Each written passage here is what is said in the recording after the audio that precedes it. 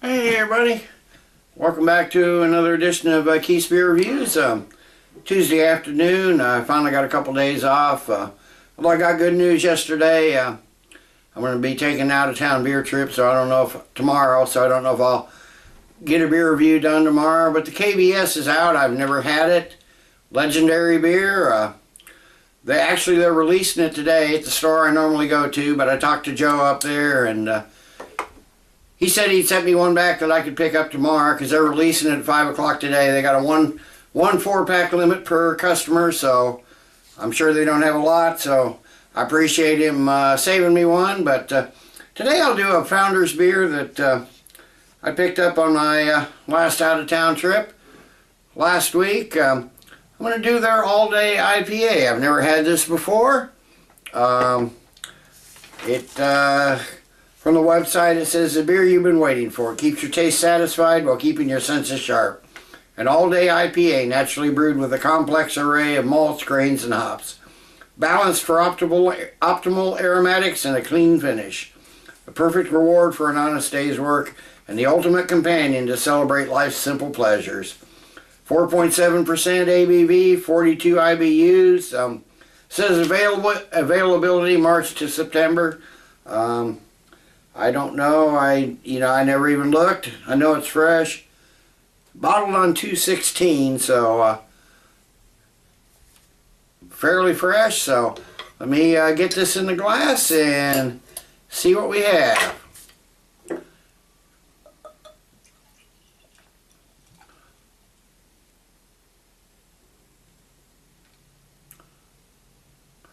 That's pretty light colored for an IPA. There's a little bit anyway. Nice straw yellow color. Got a pinky of a eggshell type head. Moderate carbonation streaming up. Fairly clear. Almost looks like almost looks more like a pale ale than an IPA. But let me get a nose on it. Okay, this is really floral. It's grassy. There's a little pininess, some citrus, primarily grapefruit, little tropical fruit, maybe like mango. Something almost an odd little thing in there, almost like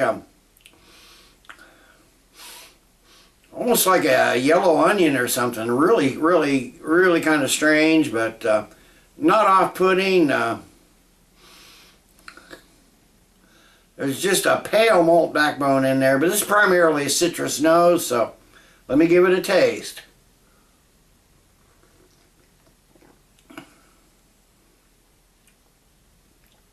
Okay, you're getting, primarily sweet hop citrus notes right up front. Again, primarily grapefruit.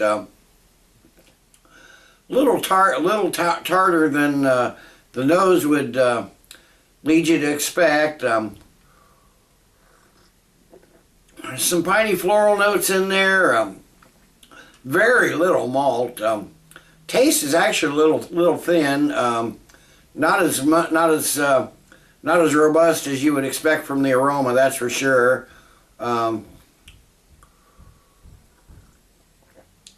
Slightly bitter finish. You're getting that, again, almost that onion taste in there. It's actually a little stronger in the taste than it was on the nose. Not like a green onion or anything, just like one of those yellow onions, one of those yellow sweet onions. I'm not sure what that is. There's a slight toasted character at the finish. Still, it's kind of like the nose, it's kind of weak on malt. It's almost like again, like I noted on the nose there, it's almost like a regular pale ale. It is slightly spicy, the grassiness, pines, grapefruit maybe, pineapple, the sweeter malts, not the sour malts. It's 42 by IBUs, that's not too high. There are some kind of biscuity and graham cracker notes in there, but they're weak. It's a light, medium light bodied, fairly light bodied, medium carbonation. I can tell it's going to be easy drinking. Dry finish. So let me sip on this a while, and I'll come back after a while with the final thoughts and grade. Okay, I'm back. It's only been 10 minutes or so. I know one thing I noticed about this beer is that the little bit is warmed up, which isn't a lot, but just as it's in the glass, the carbonation disappears almost completely. It doesn't maintain carbonation very well, and actually the last part of this is tasted kind of flat and watery. Not really impressive. I'm sure if I weren't trying to sit here evaluating, I could drink it a little quicker and the carbonation might last a little bit longer. I mean, it is a decent session beer if you like dry IPAs. The aroma is definitely the nicest part of this beer.